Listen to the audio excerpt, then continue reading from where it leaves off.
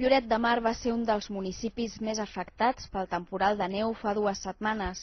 Durant uns quants dies es va convertir en un municipi fantasma i l'Ajuntament i els empresaris d'aquest punt emblemàtic de la Costa Brava van haver de mantenir centenars de turistes i les seves vacances inoblidables sense llum ni corrent elèctric. Dies després, Lloret ha fet càlculs i la línia d'ajuts aprovada ahir pel govern és totalment insuficient.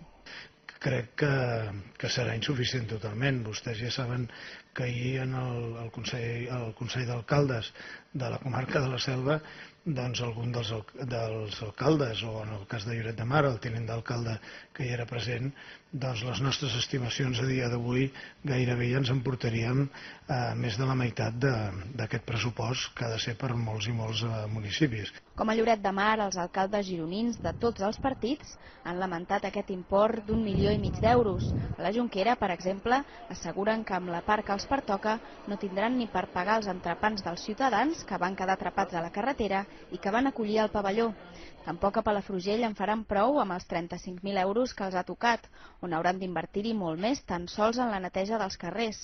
A Caldes de Malavella, on ja han gastat més de 50.000 euros, calculen que els pertocarà tan sols uns 10.000.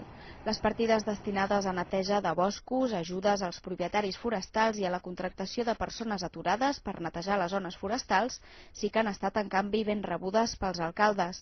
El pressupost total aprovat ahir pel govern pels ajuts als municipis afectats és d'1,5 milió d'euros a repartir entre 150 ajuntaments, els quals ja van prou escanyats amb uns pressupostos municipals que a causa de la crisi destaquen per la seva austeritat.